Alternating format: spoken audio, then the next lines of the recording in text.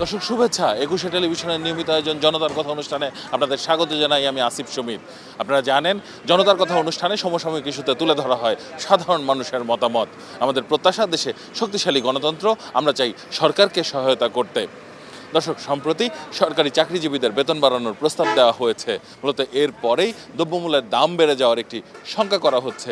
এছাড়াও সাধারণ মানুষ বলছেন যে সরকারি চাকরিজীবীদের বেতন বাড়ানো হলে দুর্নীতি শূন্যের কোঠায় নামবে কিনা। সাধারণ মানুষ কি মনে করেন এ বিষয়ে জেনে নেব তাদের কাছ থেকেই।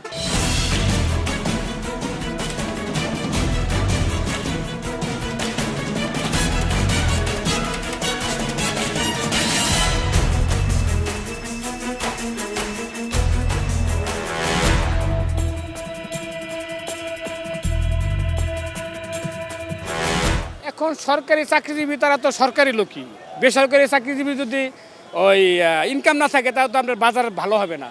সরকারি চাকরিজীবীদের বেতন বাড়াইতেছে বা বাড়াবে, ঠিক আছে, কিন্তু আরও তো জনগণের কথাও তো চিন্তা করতে হবে নাকি?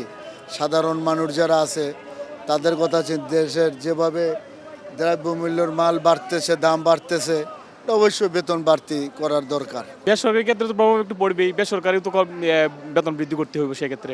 বেসরকারি চাকরিজীবীদের যে বেতন যে বাড়ছে না, বিষয়টা এরকম না। বেসরকারি চাকরিজীবীর বেতন কিন্তু ধীরে ধীরে বাড়ছে, স্টেপ বাই স্টেপ, কিন্তু এটা কিন্তু প্রকাশিত হচ্ছে না, কারণ এক একটা আপনার যে সেক্টর এক একভাবে বাড়ায়। আর সরকারি যে ডিপার্টমেন্টটা তখন তারা তো একসাথে ঢালাভাবে বাড়ায়, তো এটা ফোকাসিং হয় বেশি, এটা বেশি হাইলাইট হয়। সরকারি চাকরিজীবীদের তাদের আসলে স্কেল এখন কেমন এবং কতটুকু বা বাড়াতে চাচ্ছে, তাদের যুক্তিটা কতটুকু, তাদের যে দাবিটা কতটুকু যৌক্তিক। প্রায় ১-১.৫ বছর ধরে ওইতাছে যখন হয় তখন এটা বিশ্বাস। বাজারে তো একটুই প্রভাব পড়বেই। আমরা দিন খাই, আমরা পাম কই। সাধারণ যারা আমরা তো ডেলি বেসিক কাজ করলে পয়সা, না করলে নাই। আমাদের তো সরকারি চাকরি না, আমাদের তো যদি এদের দ্বিগুণ এরকম বেতন হয় তাইলে দ্রব্যমূল্যের দাম বাড়লে আমাদের মানে না খাইয়া থাকার উপক্রম হবে। এটাও সরকার বিবেচনা করবো যে সাধারণ মানুষের কি ক্রয় ক্ষমতার ভিত্তিতে যদি থাকে তাইলে ওইভাবে বাড়াইতে পারে। দুর্নীতি কমে নাকি? দুর্নীতি বাড়ে। কোন জিনিসটা কমে? সব জিনিসই দুর্নীতি বাড়ে। ওনাদের যতটুকু প্রয়োজন অতটুকু দেখ, তারপরে যদি দুর্নীতি করে একদম চাকরিতে বরখাস্ত, সাথে সাথে এরকম অ্যাকশনও থাকতে হবে। আমার মতামত হলো ওইটা, বেতন তাদের বাড়ায়। ভালো মন্দ জিনিসটা যার যার মনের ব্যাপার। তারপরেও দেশটা সুন্দরভাবে চলাফেরা হোক, এটা সবাই চায়। বেতন আরও বাড়ালেও দুর্নীতি বন্ধ হবে না, কারণ এই যে আপনি দেখেন বিএডটিতে বিভিন্নভাবে ছক করছে, কিন্তু ঘুষ খাওয়া বন্ধ করতে পারে নাই।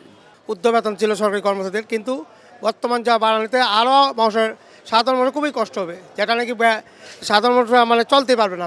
এবং বাড়ি ভাড়া, এটা বাড়ার সাথে বাড়ি ভাড়া বাড়বে। সাধারণ যারা গার্মেন্টসের শ্রমিক, যারা লেবার, এরা দৈনন্দিন খুবই কষ্ট হবে। ঘুষ কাটা না খায় সরকারে, এমন কোনো কথা নাই যে ঘুষ খায় না, সবাই ঘুষ খায়। আবার বেতন পাইতেছে বাড়নিলে সাধারণ জনগণের চিন্তা কেউ করে না। সরকারি বেতন যাদের বাড়বে তাদের সুবিধা হবে, আমাদের মতো সাধারণ খেটে খাওয়া মানুষের তো অনেক সমস্যা হবে। দ্রব্যমূল্যের যে দাম, আমাদের চলাফেরা খুব কষ্ট।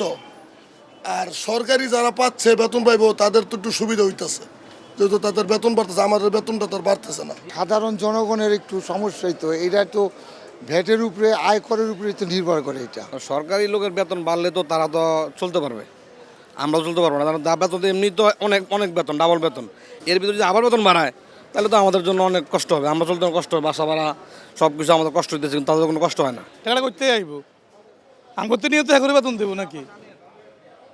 দেখালে তো সরকারের ব্যাপারে আনবো না, জনগণের টাকা দুনিয়া চাকরিজীবী তুলো করে দিব, তাঙ্গুলো আবুলু কিতে আমরা তো মরা মরতে আছি। এই চাপগুলি আমাদের সাধারণ মানুষের উপরে পড়বে। শ্রমজীবী, রিক্সা চালক, গাড়ি শ্রমিক, বিভিন্ন শ্রমজীবীর উপরে চাপটা, রাজস্ব চাপটা পড়বে। ওদের কিন্তু বেতন বাড়বে, তারা উঠতেছে আরও উঠবে। এমনি তো অনেক প্রভাবে আছে, আমরা চলতে পারতেছি না, বলতে করছিলাম আমরা শ্রমিকরা বিশাল কষ্টে আছি। আপনার সরকারি চাকরি বেতন বাড়ায় দেয়, নিম্ন শ্রেণীর মানুষ অনেক কষ্ট দেবে। এমনি তো মানুষ অনেক দীপকে আছে, দেশের জনগণের সরকার নাই।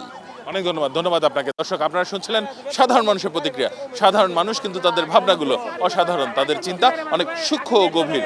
দর্শক, জনতার কথা দেখতে প্রতি শনি, রবি, মঙ্গল এবং বুধবার চোখ রাখুন ২১শে টেলিভিশনে। সঙ্গে থাকবো আমি আসিফ সুমিত।